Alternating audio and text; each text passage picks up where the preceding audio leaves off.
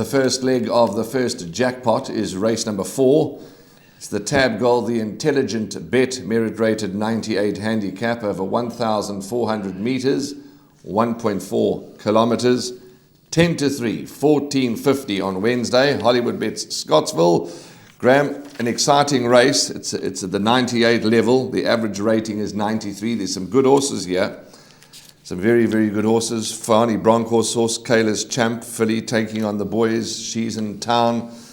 Dean Canamayer, Sir Michael's come up from the Cape, this horse to compete here in the season. Vincent is in good winning form and certainly, in my opinion, still well rated. You know, went up from an 88 to a 91. Beat Ralph the Rascal. Ralph the Rascal wasn't disgraced in that tough race over the past weekend. But before I hand over to you, I think that Shane Humby holds a hell of a strong hand here with number 4 Socrates and number 11 Mr. Fitz.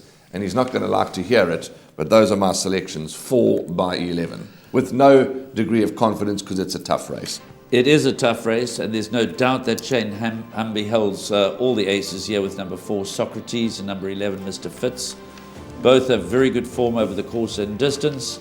Anton Marcus rides Socrates and Lyle Hewitson rides Mr. Fitz. So he's got 2 of the best around to ride his 2 runners in race 4, which is a very competitive handicap. You can't be confident about going on the nose with anything here, but I'm in the camp of number 1 Williams Land. I love the fact that Warren Kennedy gets back on board. He's 1 for 1 on the horse.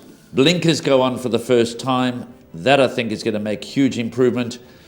I'm not too fazed by the fact that Keegan DeMello has opted to ride Sir Michael. I think that might be, and of course, this is my interpretation, I could be way off the mark, that might be with the future in mind.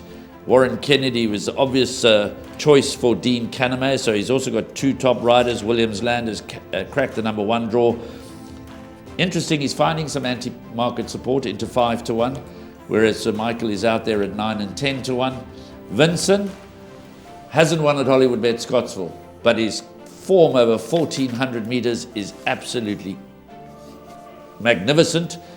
And I do believe that maybe these days Native Tongue, the Justin Snaith runner, will prefer further. So if I was to narrow it down, I'm with you. Socrates, Mr. Fitz as the principal contenders, but I love Williams Land tomorrow.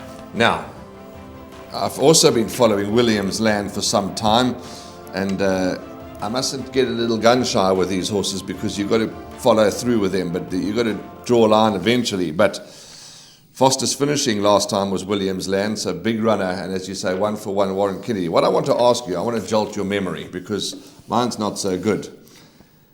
This horse, let me just find it now so I can give you the exact Crown Towers form line.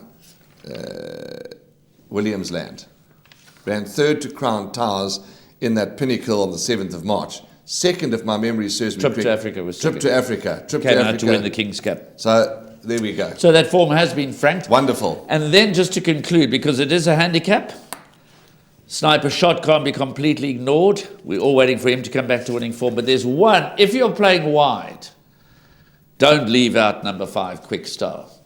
He has run 2nd in his only start over the course and distance, and with the services of Apprentice and Jokwe, he's only got 49 on his back. So if you're playing wide, whatever you do, don't leave out number 5, Quick Star, because he certainly rates an upset chance.